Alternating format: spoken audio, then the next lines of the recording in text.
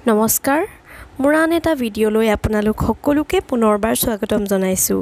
আৰু আশা কৰিছোঁ আপোনালোকে এই ভিডিঅ'টো চাই নিশ্চয় ভাল পাব আৰু যেহেতু মই আগৰ ভিডিঅ'টোত দেখাইছিলোঁ তাঁতশালৰ সঁজুলি কিছুমান আৰু লগতে তাঁত বোৱা প্ৰক্ৰিয়াটো আৰু দেখাইছিলোঁ মই বৰ তোলাৰ আগৰ যিখিনি কাম থাকে সেইখিনিলৈকে দেখাইছিলোঁ আৰু আজি দেখাম বৰ তোলাৰ পৰা আৰম্ভ কৰি একদম শেষলৈকে গতিকে ভিডিঅ'টো আৰম্ভ কৰোঁ বলক এয়া মই বৰ তুলিবলৈ লৈছোঁ আৰু তাৰ কাৰণে এটা বাঁহৰ চুঙা লাগিব আৰু সেই চুঙাটোক বৰ তোলা চুঙা বুলিও কোৱা হয় আৰু এতিয়া ডাঙৰ চিৰিডালৰ সাইডেদি এডাল সৰু মাৰি ভৰাই দিয়া হৈছে আৰু এতিয়া যেহেতু বৰ তোলা হ'ব গতিকে বৰডাল ডাঙৰ চিৰিপাতৰ সাইডেদি এইটো সাইডে অনা হৈছে আৰু চুঙাটোৰ ৰাছখনৰ ওপৰত লৈ পেনাই চুঙাটোৰ মাজেদি এডাল হলি মাৰি ভৰোৱা হৈছে আৰু লগতে ওপৰতো এনেকে এডাল সৰু মাৰি লৈ বৰখিনি তোলা হ'ব গতিকে আপোনালোকে চাই থাকক কেনেদৰে কৰিছোঁ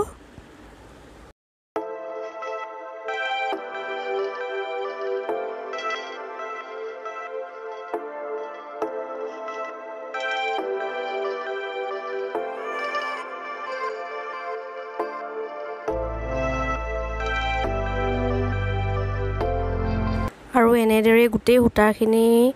এডাল এডালকৈ লৈ বৰখিনি তুলি ল'ব লাগিব ইটো সাইডলৈকে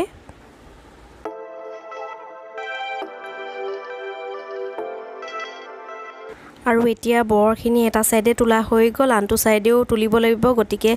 সেই তোলা বৰখিনি কাঠি মাৰি গিডাল এইটো সাইডে ঠেলি দিয়া হ'ব আৰু এইটো সাইডেও আমি এতিয়া বৰখিনি তুলিম আৰু এইটো সাইডেও ঠিক তেনেদৰে এইটো সাইডত মাজত এডাল ডাঙৰ মাৰি ভৰোৱাৰ দৰে বৰখিনি সাইডেদি এডাল ডাঙৰ মাৰি ভৰোৱা হৈছে আৰু এতিয়া এইটো সাইডেও বৰখিনি তোলা হ'ব আৰু এয়া দুইটা সাইডে তুলি হোৱাৰ পিছত এতিয়া উল্টা সাইডেও বৰখিনি সেই একেদৰে ঠিক তোলা হ'ব গতিকে সূতাখিনি উল্টিয়াই লোৱা হৈছে আৰু এইটো সাইডেও দুবাতি বৰ তোলাৰ পিছত এতিয়া হালত আৰিম গতিকে এতিয়া ৰছীত এই তুলঠাডালত এনেকৈ ভৰাই লৈছোঁ হলি মাৰি এডাল আৰু ৰছী বান্ধি এনেদৰে ঘূৰাই ঘূৰাই টান কৰি ল'ম আৰু এতিয়া এই ৰাছখন দেখিছেনে ৰাছখন এই দ্ৰুপতিযোৰৰ মাজেৰে ভৰোৱা হ'ব এইযোৰক কোৱা হয় দুৰপতি তাৰ মাজেদি দুপাত যিহেতু থাকে তাৰ মাজত ৰাছখন ভৰোৱা হ'ব আৰু আমাৰ তাঁতশালখনে এনেকুৱা ৰূপ ল'ব আৰু এনেদৰে তাঁত বোৱা কাম আৰম্ভ হ'ব এনেদৰে মাকু চলাই পেনাই ৰাছডালেদি সূতাডাল চপাই আনিব লাগিব চাই থাকক আপোনালোকে প্ৰচেছটো আৰু এই বৰডালৰ পৰা এই ৰছীডাল দেখিছেনে সেইডালক তল ধৰা বুলি কোৱা হয় আৰু সেই ৰছীডালেই দুডাল বাঁহ যে এনেকৈ বান্ধি থোৱা আছে সেই বাঁহ দুডালক গৰকা বুলি কোৱা হয় আৰু গৰকা দুটা পুতি থোৱা সেই খুঁটিটোক ককৰা বুলি কোৱা হয় আৰু তাঁতখন ববলৈ যিহেতু এনেধৰণৰ সৰু সৰু মুহুৰাৰ প্ৰয়োজন হ'ব আমি ববিনবোৰ যেনেদৰে যঁতৰত বাতি লৈছিলোঁ এনেদৰে মুহুৰাখিনিও বাতি ল'ব লাগিব এয়া মই বগা মুহুৰাসমূহ বাতি লৈছোঁ আৰু এই মুহুৰাখিনি বাতিবৰ কাৰণে আপোনালোকে জেঙৰ সৰু সৰু মাৰিও ব্যৱহাৰ কৰিব পাৰে নাইবা প্লাষ্টিকৰ মই এই কলমৰ প্লাষ্টিক অংশটো লৈছোঁ আপোনালোকে সেয়াও ব্যৱহাৰ কৰিব পাৰে আৰু এই মুহুৰাবোৰ এনেধৰণৰ বাঁহৰ এটা মাকুত ভৰাই দিয়া হয়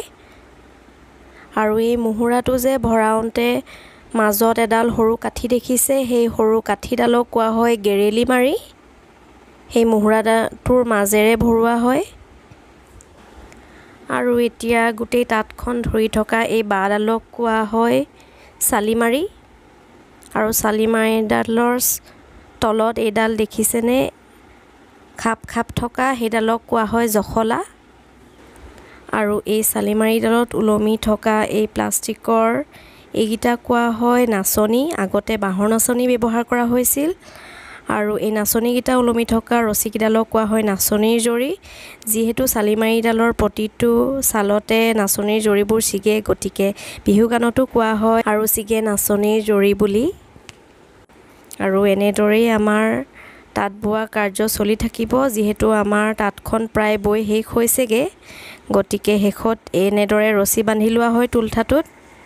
আৰু আমাৰ চাদৰ কাটিব পৰা হ'বই গতিকে কেনেদৰে কাটে আপোনালোকক দেখাই দিম আপোনালোকে চাই থাকিব ভিডিঅ'টো আৰু যেহেতু আমাৰ তাঁতখন বোৱা সম্পূৰ্ণ হৈ গ'ল গতিকে এয়া চাদৰখিনি কাটি লৈছে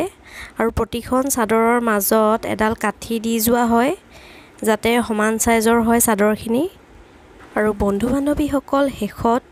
মোৰ অকণমান সীমিত জ্ঞানৰ পৰা মই আপোনালোকক অসমীয়া সংস্কৃতিৰ তাঁতশালখনৰ বিষয়ে কিছু আভাস দিবলৈ চেষ্টা কৰিলোঁ আশা কৰোঁ ভিডিঅ'টো চাই সকলোৱে ভাল পাব